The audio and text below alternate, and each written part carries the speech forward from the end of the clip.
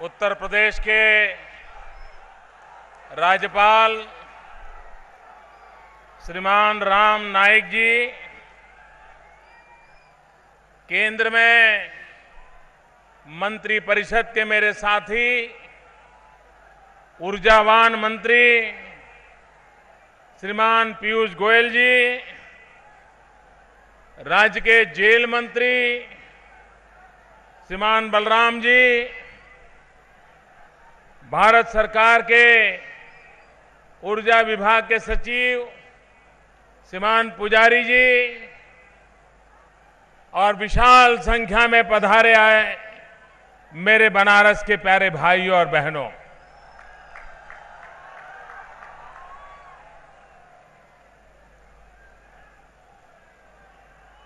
ये कार्यक्रम तो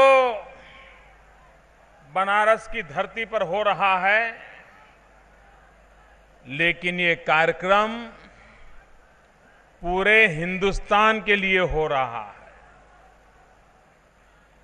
ये बनारस की धरती है जिसने सदियों से मानव जात को ज्ञान का प्रकाश दिया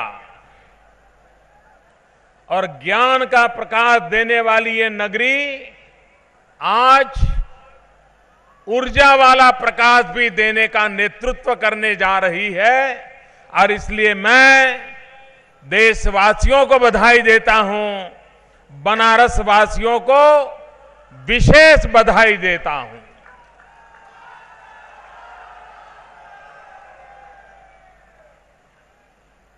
वैसे तो ये समारोह एक है, लेकिन इस एक समारोह में 7 कार्यक्रम लगे हैं। 7। एक तो आपने अभी वीडियो देखा कि बिजली के क्षेत्र में आमूलचूल परिवर्तन लाने के लिए पूरे देश में हम क्या करने जा रहे हैं। दूसरा, वाराणसी में एक कठिनाई लंबे अरसे से चली है। वाराणसी वासियों की एक मांग अनेक वर्षों से रही है और वो है वाराणसी के रिंग रोड की मांग। आज इस मंच से उस रिंग रोड के कार्यक्रम का भी शिलान्यास हो रहा है। काशी तीर्थ यात्रियों का धाम है, विश्व के टूरिस्टों का भी आकर्षण है, लेकिन एयरपोर्ट से काशी पहुंचने तक आने वाले यात्री के मन में से विश्वास उठ जाता है कि मैं सही जगह पे जा रहा हूं, कहीं और जा रहा हूं। और उसका मूल कारण काशी से बाबतपुर हवाई अड्डे तक का जो मार्ग है उसकी दुर्दशा। आज यहां से उस काम का भी शिलान्यास हो रहा है कि जिसमें उस रास्ते को चौड़ा किया जाएगा, आधुनिक बनाया जाएगा, सौंदर्यीकरण किया जाएगा, ताकि काशी पहुंचने वाला विश्व का या देश का कोई भी यात्री आते ही अनुमान करेगा कि मैं किस भव्य और पुरातन नगरी में प्रवेश कर रहा हूं, उसको अनुमान हो जाएगा।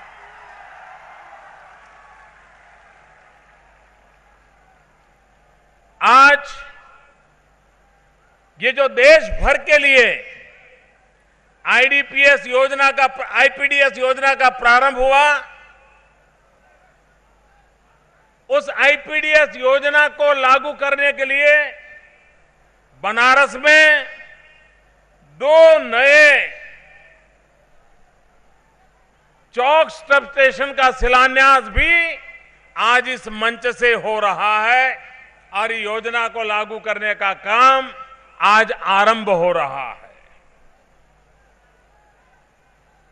एक चौक सब स्टेशन दूसरा कजकपुरा सब स्टेशन, ये 2 सब स्टेशन का भी शिलान्यास आज इसी मंच से हो रहा है। बनारस में आरोग्य की सुविधा में एक नया नजराना, कुछ समय से जो ट्रॉमा सेंटर चालू हुआ है, यहां के नागरिकों को उसकी सेवाएं उपलब्ध है, आज उसका लोकार्पण भी यहां हो रहा है। उसी प्रकार से गंगा घाट पर ही बसा हुआ हमारा रामनगर, धीरे धीरे उसकी आबादी बढ़ रही है। उस तरफ के नागरिकों के लिए एक सुविधा की आवश्यकता रहती थी कि रेलवे रिजर्वेशन के लिए उनको यहां तक आना पड़ता था। अगर उसकी व्यवस्था वहां हो जाए तो आज रामनगर कस्बे में बीसेट के माध्यम से रेलवे रिजर्वेशन सुविधा का भी आरंभ करने का यहां पर एक समारोह हो रहा है। एक प्रकार से इस एक मंच पर से देश के लिए एक योजना और काशी वासियों के लिए उस योजना के समेत कुल 7 योजनाओं का लोकार्पण करते हुए मुझे गर्व हो रहा है।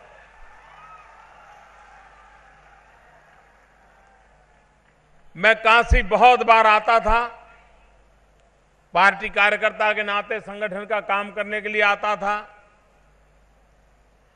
इस धरती का एक आकर्षण था, उसके लिए भी आता था, लेकिन हर बार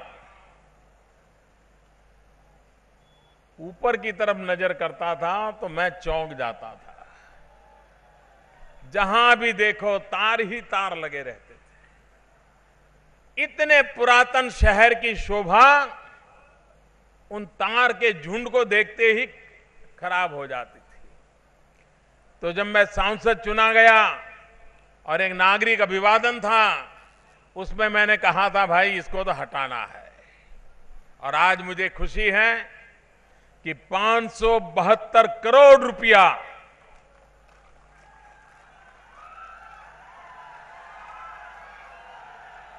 पूरे काशी में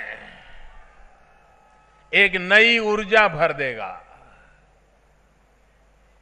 कभी कभी बिजली बंद हो जाना, तार पुराने हो जाना, ट्रांसमिशन लाइनें खराब हो जाना, बाबा आदम के जमाने की चीजें लटकी पड़ी हुई हैं,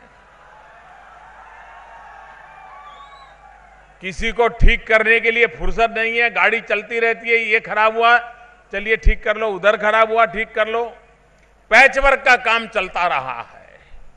और ये मुसीबत सिर्फ बनारस की नहीं है, हिंदुस्तान के कई शहर है, और जिसके कारण बिजली का लाइन लॉस भी बहुत होता है, नागरिकों को परेशानी भी बहुत होती है।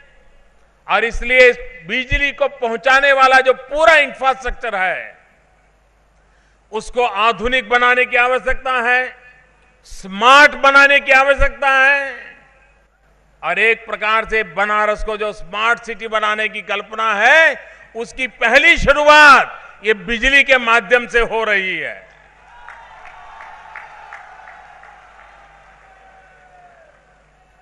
और ये बनारस आज जो पसंद किया गया है पूरे देश की योजना को लागू करने के लिए, लोगों को लगता होगा कि प्रधानमंत्री यहां से एमपी है इसलिए हो रहा है। मैं रहस्य बता देता हूं, ये कारण तो बाद में आता है। पहला कारण ये है कि हमारे जो ऊर्जा मंत्री हैं पीयूष गोयल जी, उनके पिताजी बनारस में इंजीनियर हुए, बीएचयू में, वो यहीं पढ़ते थे और यहीं से इंजीनियर बने थे और यहीं से समाज सेवा के लिए भी निकले थे। तो स्वाभाविक रीते पीयूष जी को लगा होगा कि जो आपके पिताजी की शिक्षा दीक्षा भूमि रही है, वहीं से इस कार्यक्रम को आरंभ किया जाए ताकि पिताजी को भी संतोष होगा। और इसलिए आज बनारस से पूरे देश को ये नजराना मिल रहा है। पूरे देश में इस योजना के पीछे 45,000 करोड़ रुपया लगने वाला है और उसके कारण ऊर्जा के क्षेत्र में जो धांधलियां चल रही है, जो परेशानियां चल रही है, उससे शहरी क्षेत्रों को बहुत बड़ी मुक्ति मिलने वाली है। काम बड़ा है, काम कठिन है, लेकिन इसको किए बिना कोई चारा भी नहीं है। और इसलिए क्योंकि हमारा एक सपना है कि 2022 जब देश आजादी के 75 साल मनाएगा, जब आजादी के 75 साल हम मनाएंगे, तब जिन्होंने हमें आजादी दी, जो आजादी के लिए फांसी के तख्त पर चढ़ गए, जिन्होंने आजादी के लिए जवानी जेलों में खपा दी, जिन्होंने आजादी के लिए अपने शरीर पर ब्रिटिश सल्तनत के कोड़े झेले, उनको हम जवाब क्या देंगे? यही देंगे कि आपने हमें आजादी दी, हमने मौज की, लेकिन जो सपना आपने देखा था वो तो हमने पूरा नहीं किया। ये बात तो हमें मंजूर नहीं हो सकती है। क्या किसी हिंदुस्तानी को ये बात मंजूर हो सकती है? क्या आजादी देने वाले को उनके सपनों के अनुकूल देश बना के देना चाहिए कि नहीं देना चाहिए? आजादी के 75 साल जब मनाएं, तब देशवासियों का योगदान होना चाहिए कि नहीं होना चाहिए? देश में बदलाव होना चाहिए कि नहीं होना चाहिए? एक अच्छा हिंदुस्तान, देशभक्तों के सपनों का हिंदुस्तान पूरा करना चाहिए कि नहीं करना चाहिए? उसमें एक महत्वपूर्ण काम है, 24 घंटे 365 दिन बिजली।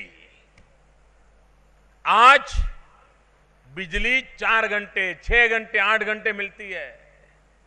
हमारा सपना है गांव हो, जंगलों का इलाका हो, दूर सुदूर एक झोपड़ी हो, 2022 जब आजादी के 75 साल हो, तब गरीब के घर में भी 24 घंटे बिजली मिलती हो, ऐसी व्यवस्था होनी चाहिए। और इसके लिए एक महत्वपूर्ण काम उसके इंफ्रास्ट्रक्चर का, जिसमें आज 45,000 करोड़ रुपया और अकेले काशी के लिए 572 करोड़ रुपया लगा करके ये बदलाव का आज प्रारंभ हो रहा है। भाइयों, मुझे आप सबके आशीर्वाद चाहिए, बाबा भोलेनाथ का आशीर्वाद चाहिए, ताकि देश में ये ऊर्जा पहुंचाने का काम देश को ऊर्जा बनाने के लिए एक बहुत बड़ी नींव का पत्थर बना रहे, उस दिशा में हम आगे बढ़ना चाहते हैं। बनारस बढ़ता चला गया, अगल बगल के जिलों से जो भी यातायात है, शहर के बीच से गुजरना पड़ता है। शहर के ट्रैफिक के मामले भी बड़े गंभीर है। परेशानियों का तो हिसाब लगाओ तो बढ़ती जाती है। उससे मुक्ति दिलाने के लिए एक महत्वपूर्ण काम था, यहां रिंग रोड बनना चाहिए, ताकि बाहर से जिसको गुजरना है, शहर को डिस्टर्ब किए बिना वो काम चलता रहे। बहुत बड़ा काम है, करीब 600 करोड़ रुपयों का काम है। आज उसका भी शिलान्यास हुआ है। और इस इलाके में काशी के साथ अगल बगल के जितने जिले हैं, उन जिलों को जोड़ने वाले रास्ते भी बनाने हैं, ताकि उन सभी गांवों का लाभ हो। करीब करीब 11,000 करोड़ रुपया उसके लिए आवंटित करने का निर्णय किया गया है। आने वाले दिनों में अड़ोस पड़ोस के जितने जिले हैं काशी के साथ जुड़े हुए, और तब जाकर के पूरा इलाका एक आर्थिक विकास का ग्रोथ सेंटर बन सकता है, एक बहुत बड़ा केंद्र बन सकता है। और इसलिए बिजली, पानी, सड़क, ये 3 क्षेत्रों में हम इस प्रकार का यहां पर जाल बिछाएं ताकि जो पूर्वी उत्तर प्रदेश के विकास के सामने सवालिया निशान होते हैं उससे हम मुक्ति दिला सके। उन बातों को बनारस की धरती से भले शुरू होते हो, लेकिन पूरे उत्तर प्रदेश में, पूर्वी उत्तर प्रदेश में खास इस जाल को फैलाने की दिशा में हमने काम को आरंभ किया है और आने वाले दिनों में देखते ही देखते उसके नतीजे दिखेंगे। अभी आपने देखा, आप लोग भी घाट पर जाते हैं और एलईडी की रोशनी आने के बाद तो मुझे बताया गया कि बहुत लोग जाते हैं, देखने के लिए जाते हैं। आपने देखा होगा कितना बड़ा बदलाव आया है। हम चाहते हैं हर परिवार में, मेरे काशी के हर परिवार में बिजली का बिल कम होना चाहिए कि नहीं होना चाहिए? आप चाहते हैं बिजली का बिल कम हो? आप चाहते हैं आपके पैसे बचे? सचमुच में चाहते हो तो मेरी एक बात मानोगे? पक्का मानोगे? वादा करो, भोले बाबा को याद करके वादा करो। आप अपने घर में जितने बल्ब है, ट्यूबलाइट है, एलईडी लगा दीजिए। आप देखिए आपका बिजली का बिल एकदम से कम हो जाएगा, आपके पैसे बच जाएंगे और रोशनी बढ़ जाएगी।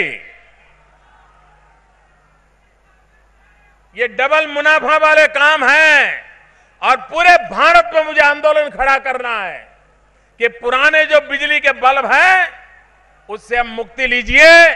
ये नई टेक्नोलॉजी है जो हमारी आंखों के लिए अच्छी है, रोशनी के लिए अच्छी है और जेब के लिए भी अच्छी है।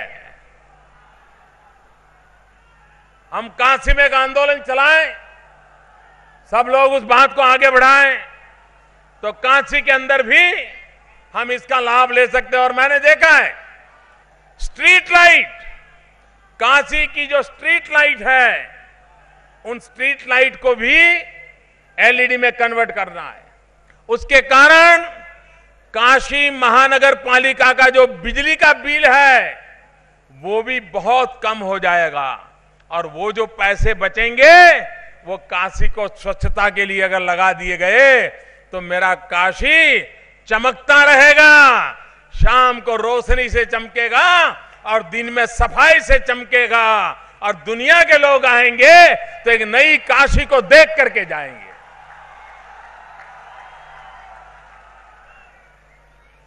मैं काशी वासियों का आज हृदय से एक बात के लिए अभिनंदन करना चाहता हूं, आभार व्यक्त करना चाहता हूं। मैं जब चुनाव जीत करके यहां आया था और गंगा आरती में बैठा था, मां गंगा के आशीर्वाद लेकर के मैं यहां से गया था। बाद में प्रधानमंत्री पद के शपथ लिए थे। पहले मैं इस धरती को नमन करने आया था और उस दिन मैंने कहा था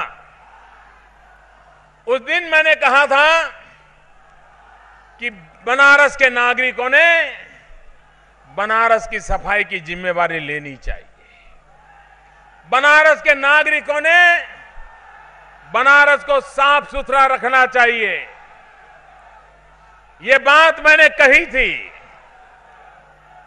आज देश में इस प्रकार की बात करना सरल नहीं होता है, लेकिन मैंने देखा कि बनारस के लोगों ने मेरी इस बात को सर आंखों पे लिया और बनारस के नागरिकों के अनेक संगठन तैयार हुए, अनेक नौजवान तैयार हुए, महिलाएं, लड़कियां, कॉलेज के लड़कियां, इन लोगों ने बनारस को साफ बनाने का, स्वच्छ रखने का एक बड़ा अभियान उठाया है और उस अभियान के तहत बनारस को आगे सुंदर बनाने का एक काम चल रहा है। मैं देख रहा हूं कि आज बनारस विकास की नई ऊंचाइयों पर जाने का एक केंद्र बिंदु बना है।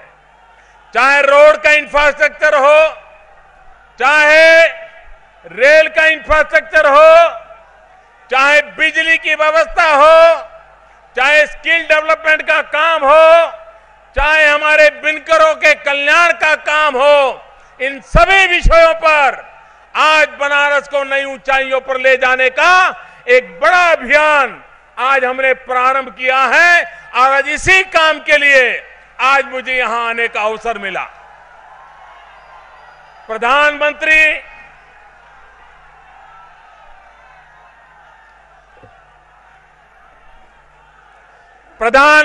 जन धन योजना के द्वारा इस देश के गरीबों को बैंक अकाउंट के द्वारा आने वाले दिनों में एक आर्थिक व्यवस्था के मूल केंद्र में लाने में एक बड़ा सफल प्रयास हुआ है।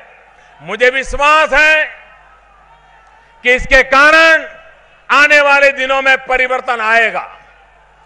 पिछले कुछ दिनों से उत्तर प्रदेश में शिक्षा मित्रों के लेकर के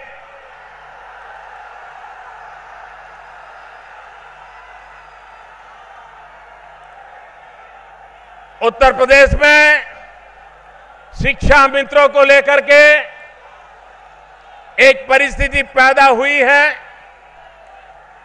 मैंने उत्तर प्रदेश सरकार से पूछा कि मामला क्या है।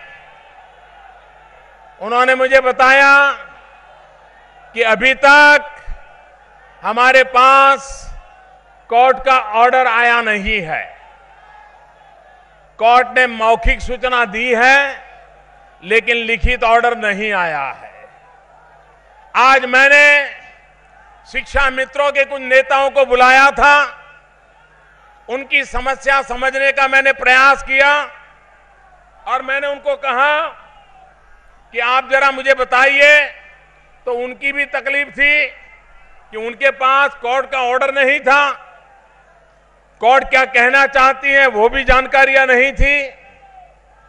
मैंने उनसे कहा है कि कोर्ट का ऑर्डर आते ही मेरे पास भेजिए, भारत सरकार भी इसका अध्ययन करेगी और उत्तर प्रदेश सरकार को हमें जो सुझाव देने होंगे वो भी हम सुझाव देंगे। लेकिन मैं शिक्षक मित्रों से एक आज अनुरोध करना चाहता हूं। मैंने सुना था कि हमारे उत्तर प्रदेश के एक शिक्षा मित्र ने आत्महत्या की। मैं आपसे अनुरोध करना चाहता हूं, अभी कोर्ट का ऑर्डर भी आया नहीं है और हम अपने जीवन को संकट में डालें तो समस्या का समाधान नहीं होता है। शिक्षक मित्र आत्महत्या करके वो तो चला जाएगा, लेकिन बाद में उस परिवार का क्या होगा, उन बच्चों का क्या होगा। और इसलिए मेरे शिक्षक मित्रों से अनुरोध है कि जीवन में कभी लड़ाई हारनी नहीं चाहिए। हौसला खोना नहीं चाहिए। आत्महत्या का मार्ग हमारा नहीं हो सकता। एक बार कोर्ट का ऑर्डर आने दीजिए, उत्तर प्रदेश सरकार क्या कहना चाहती है उसको देख करके जरा सुने। मैं भी समझने का प्रयास करूंगा और उत्तर प्रदेश सरकार से मुझे जो भी बात करनी होगी उसको मैं करने की जिम्मेवारी लेता हूं और मैं आपकी बात उत्तर प्रदेश सरकार को आपके एमपी के नाते मैं अवश्य पहुंचाऊंगा। और मुझे विश्वास है कि मेरे शिक्षक मित्र जो विद्यार्थियों के जीवन को तैयार करते हैं, जो विद्यार्थियों का हौसला बुलंद करते हैं, जो विद्यार्थियों को जीने की प्रेरणा देते हैं, उनके जीवन में आत्महत्या का मार्ग कभी उचित नहीं हो सकता है। उत्तर प्रदेश की सरकार भी इन संवेदनशील मामलों को पूरी तरह गंभीरता से लेती है, ऐसा मुझे विश्वास है। और इसलिए कोर्ट का ऑर्डर आने दीजिए, उत्तर प्रदेश सरकार को समय दीजिए। उत्तर प्रदेश सरकार, मैं नहीं मानता हूं कि आपके साथ अन्याय करना चाहेगी, और मैं भी उत्तर प्रदेश सरकार से बात करूंगा। समाधानकारी रास्ते क्या हो सकते हैं, इसका मार्ग खोजा जाएगा।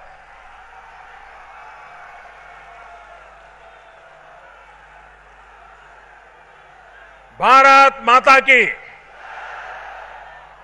भाइयों बहनों, आज काशी में टूरिज्म को बढ़ावा देना बहुत आवश्यक है। आज प्रातः मैंने टूरिज्म को बल मिले उस प्रकार की रिक्शाओं का भी लोकार्पण किया है। वो अपने आप में भविष्य में टूरिस्ट सेंटरों के लिए एक मॉडल बनने वाला है। हम यहां के छोटे छोटे लोगों को भी उस काम में जोड़ना चाहते हैं। आपने, जब मैं बनारस आया तो बनारस के कुछ लोगों ने मुझे कहा था कि 7 अगस्त को हैंडलूम डे घोषित करना चाहिए। बनारस के बुनकरों की मांग थी। आज मुझे गर्व से कहना है कि आज उसने हमने हैंडलूम दिवस घोषित कर दिया। चेन्नई के अंदर उसका बड़ा समारोह किया और मेरे काशी के बुनकर भी चेन्नई में आए थे और उनका भी मान सम्मान बढ़ाने का मुझे अवसर मिला था। काशी की जो शक्ति है वो उसकी कलाकारी की भी है। काशी की जो शक्ति है वो उसकी कला संस्कृति में है। काशी की जो शक्ति है वो उसकी संगीत की विरासत में है। काशी को आगे तो बढ़ना है, काशी को आधुनिक भी बनना है, लेकिन साथ साथ काशी को अपनी इस विरासत को भी अपने साथ बचाए रखना है। इसको भी बचाए रखना है और उसको लेकर के हम काशी को आगे बढ़ाना चाहते हैं। अनेक क्षेत्रों में आपने देखा होगा हमारे केंद्र के ढेर सारे मंत्री बारी बारी से आए हैं। अनेक नई योजनाओं को उन्होंने बल दिया है। उन अनेक नई योजनाओं का एक क्यूमुलेटिव इफेक्ट होने वाला है कि काशी एक नई ऊंचाइयों को प्राप्त करेगा। और मैं काशी वासियों को विश्वास दिलाता हूं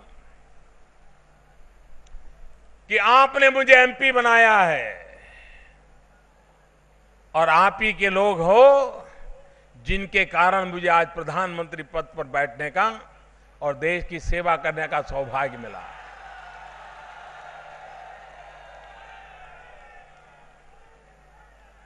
देश चाहूं और विकास कैसे करें, देश में नौजवानों को रोजगार कैसे मिले और हो सके तो अपने ही इलाके में रोजगार कैसे मिले, उसको लेकर के स्किल डेवलपमेंट का एक बहुत बड़ा अभियान, जिसके कारण देश के कोटि कोटि नौजवान जिसके हाथ में डिग्री का कागज तो होता है लेकिन हाथों में हुनर नहीं होता है। और सिर्फ कागज से गाड़ी चलती नहीं है, उसके हाथ में हुनर होना चाहिए, कौशल्य होना चाहिए। दुनिया में हम सबसे युवान हैं। 65% जनसंख्या 35 साल से कम उम्र की है। 65% जनसंख्या अगर 35 साल से कम उम्र की है, उन भुजाओं में अगर कौशल्य हो तो पूरी दुनिया को महात करने की ताकत हिंदुस्तान के नौजवान में आ जाती है। और इसी बात को लेकर के स्किल डेवलपमेंट के द्वारा पूरे देश में एक विकास की नई ऊंचाई बनाने के लिए हमने प्रयास किया है। आपने देखा होगा मैंने 15 अगस्त को लाल किले पर से एक घोषणा की थी और मैंने कहा था ये जो इंटरव्यू नाम की चीज है ड्राइवर चाहिए तो भी इंटरव्यू, प्यून चाहिए तो भी इंटरव्यू, छोटा क्लार्क चाहिए तो भी इंटरव्यू। और उसके कारण लाखों नौजवान रोजगार के लिए किसी न किसी की सिफारिश ढूंढते हैं। कोई न कोई बिचौलिया उनके हाथ लग जाता है और नौकरी मिले या न मिले उसका जेब तो काट ही लेते हैं।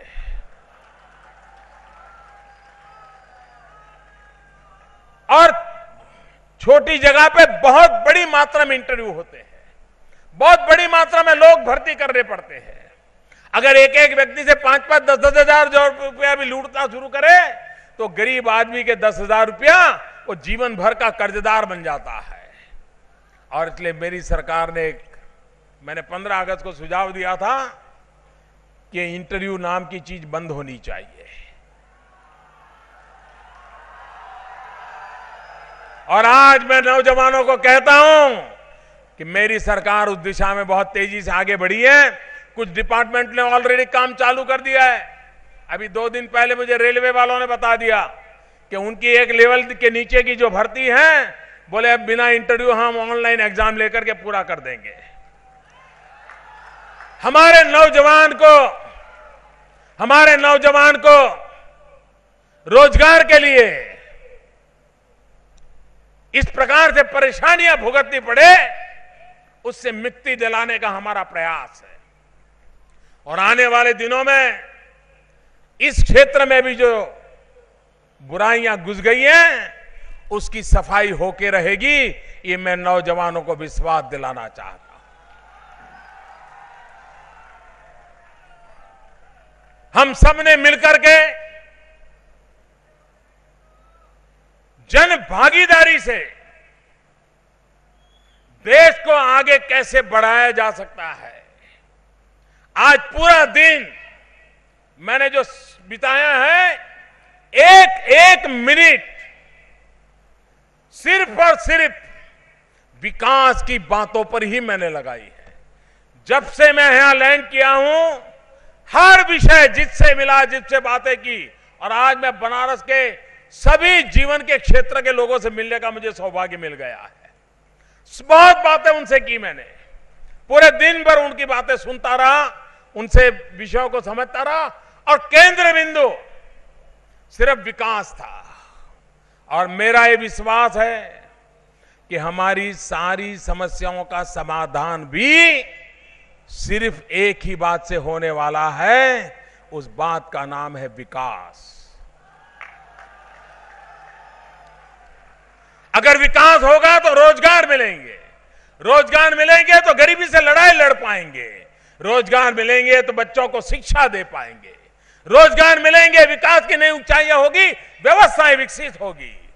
और इसलिए सरकार व्यवस्थाओं को भी विकसित करना चाहती है और नागरिकों को सामर्थ्यवान भी बनाना चाहती है, आर्थिक सामर्थ्य देना चाहती है, शैक्षणिक सामर्थ्य देना चाहती है, आरोग्य की दृष्टि से अच्छे दिन आए उसके जीवन में, उसके लिए लगातार प्रयास कर रही है। आज पूरे विश्व ने भारत के जय जयकार करना शुरू किया है, ये पहले नहीं था।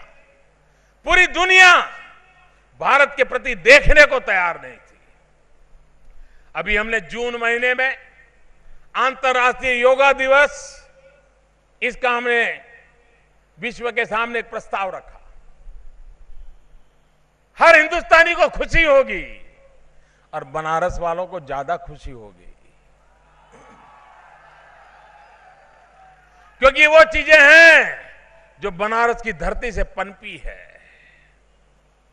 अंतर्राष्ट्रीय योगा दिवस किया, और अंतर्राष्ट्रीय योगा दिवस को दुनिया के 193 कंट्रीज,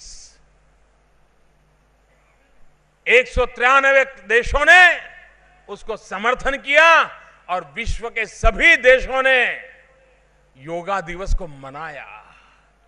ये सिर्फ योगा दिवस को मनाना मतलब हाथ पैर हिलाने वाला मसला नहीं है, भारत के साथ जुड़ने का मसला है। ये योग विश्व को भारत के साथ योग कराता है, जुड़वाता है। ये वो योग है जो हमें जोड़ रहा है। एक ही बात कितना बड़ा बदलाव ला सकती है, इसके उदाहरण है। आज पूरा विश्व भारत के प्रति आशा की नजर से, गर्व की नजर से देख रहा है। और इसी बातों से देश को नई ऊंचाइयों पर ले जाने में एक अवसर पैदा होता है। और इस अवसर की पूर्ति के लिए हम दिन रात कोशिश कर रहे हैं। मां गंगा की सफाई का अभियान पांचों राज्यों के मुख्यमंत्रियों को साथ लेकर के, जहां से गंगा गुजरती है, सभी पांचों राज्यों के मुख्यमंत्रियों को साथ लेकर के उस योजनाओं को लागू कर रहा हो। और मैंने एक ही आग्रह किया है कि बाकी कुछ आप कर पाओ कि नहीं कर पाओ, कम से कम गंगा में अब गंदगी नहीं चाहिए, गंदगी जानी नहीं चाहिए। कोई भी शहर अपना गटर का पानी गंगा में जाने न दे, इतना प्रबंध राज्य सरकारों ने करना चाहिए। उसके लिए धन देना पड़ेगा, देश धन देने के लिए तैयार है। अभी माता अमृतानंदमयी केरल में है, आश्रम केरल में है, लेकिन मां गंगा के लिए 100 करोड़ रुपए का दान दे दिया। 125 करोड़ देशवासियों के दिल में मां गंगा के प्रति इतना भक्ति है, सब देशवासी गंगा के लिए कुछ न कुछ करने के लिए तैयार है। लेकिन शुरुआत हमें करनी पड़ेगी, जिम्मेवारी हमें लेनी पड़ेगी। राज्यों के पास जो दायित्व है उसको राज्यों को पूरा करना पड़ेगा। और भारत सरकार कंधे से कंधा मिलाकर के राज्यों के साथ काम करेगी और मां गंगा की सफाई का काम हमें समय सीमा में पूरा करना है। मैं जानता हूं ये काम कठिन है। 1984 से 1984 से ये विषय चल पड़ा है। हजारों करोड़ रुपया खर्च हो चुके हैं।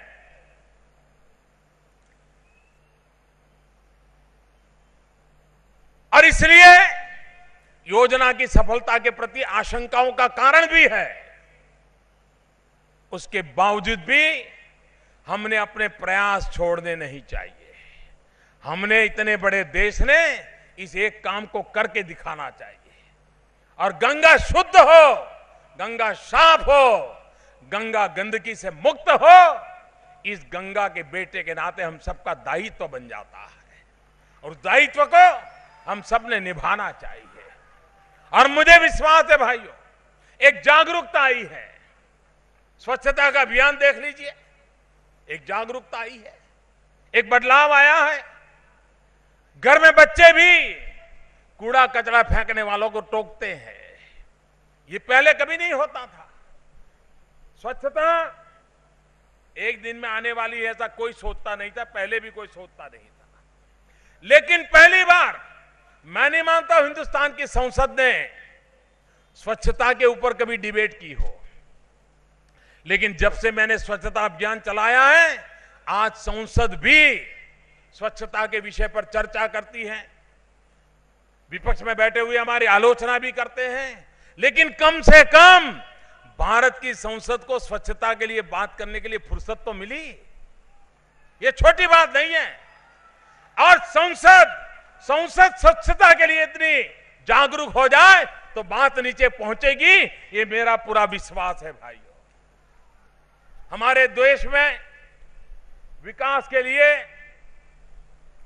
दो शब्द हम हमेशा देखे हैं, आर्थिक विकास, औद्योगिक विकास।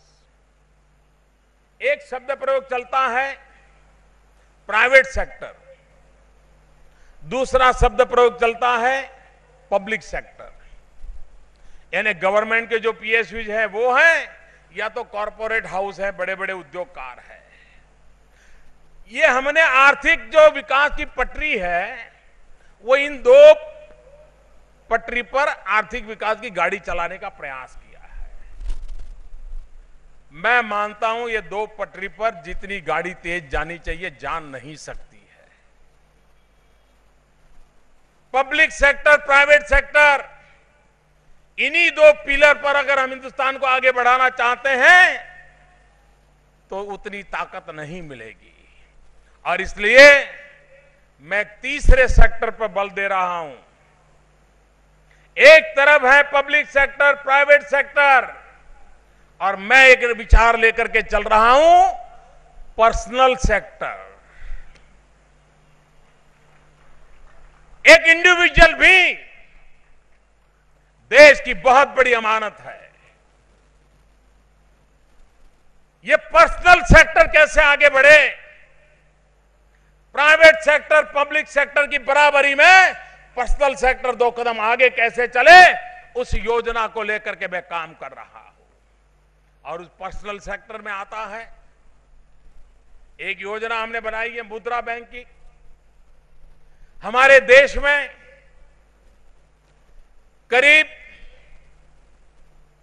6-7 करोड़ लोग हैं जो छोटे और निम्न स्तर के व्यापारी हैं, छोटा मोटा उद्योग चलाते हैं, एक आध दो लोगों को रोजगार देते हैं, छोटा कारोबार चलाते हैं, लेकिन किसी के पास हाथ फहराते नहीं, अपने बलबूते पर खड़े रहते हैं। इन लोगों की ताकत इतनी है कि करीब करीब 15 करोड़ लोगों को रोजगार देते हैं, छोटे छोटे लोग। दूध बेचने वाला भी एक आध बच्चे को कोई न कोई रोजगार देता है। अगर ये सब पर्सनल सेक्टर है, ये पर्सनल सेक्टर को अगर ताकत दी जाए, जो आज 15 करोड़ को नौकरी देता है वो कल 30 करोड़ को नौकरी दे सकता है, इतनी ताकत उसमें है। और इसलिए बाल काटने वाला हो, धोबी हो, चाय बेचने वाला हो, पकोड़े बेचने वाला हो, रिक्शा चलाने वाला हो, सब्जी बेचने वाला हो, फ्रूट बेचने वाला हो, छोटे मोटे दुकान पर रेडीमेड कपड़े बेचते हो, प्रसाद बेचता हो, छोटे छोटे लोग, इस पर्सनल सेक्टर को ताकतवर बनाना है मुझे, उसको आर्थिक मदद करनी है। और मुद्रा बैंक से किसी भी प्रकार की गारंटी के बिना 10,000 से 50,000 करोड़ रुपया तक, 10,000 से 50,000 रुपया तक उस नागरिक को देना, ताकि उसको साहूकार की ब्याज की चुंगाल से बाहर निकले और वो अपने पैरों पर खड़ा हो जाए। उस दिशा में एक बहुत बड़ा अभियान चलाने वाले। ये पर्सनल सेक्टर भारत के लिए बहुत बड़ी आर्थिक मूवमेंट बन सकता है। हमने 50 साल तक प्राइवेट सेक्टर पब्लिक सेक्टर की बातें की है, अब वक्त है हम पर्सनल सेक्टर पर बल दें और पर्सनल सेक्टर के द्वारा एक एक व्यक्ति की उद्यमशीलता, उसको पैसे चाहिए पैसे दे, टेक्नोलॉजी चाहिए टेक्नोलॉजी दे, स्किल डेवलपमेंट करना है तो स्किल डेवलपमेंट के, उसको नौजवान की जरूरत है नौजवान दे, उसको उद्योग लगाने के लिए जगह चाहिए तो जगह दे, व्यापार करने के लिए अवसर चाहिए तो अवसर दे, पूरा खुलापन ला दे। आप देखिए हिंदुस्तान का ये सामान्य व्यक्ति हिंदुस्तान को नई ऊंचाइयों पर ले जा सकता है। और इसलिए आज मैं काशी की धरती पर पहली बार ये पर्सनल सेक्टर के विषय को मैं प्रकट कर रहा हूं। और आने वाले दिनों में इस पर्सनल सेक्टर काशी की धरती से आशीर्वाद लेकर के 125 करोड़ देशवासी, 65% लोग, 35 से कम आयु के लोग, वो पर्सनल सेक्टर है जिसको एक ताकत देकर के मुझे देश को आगे बढ़ाना है। आप मुझे आशीर्वाद दीजिए, मेरे साथ बोलिए भारत माता की। ऐसे नहीं, पूरी ताकत से भारत माता की, भारत माता की, भारत माता की। बहुत बहुत धन्यवाद।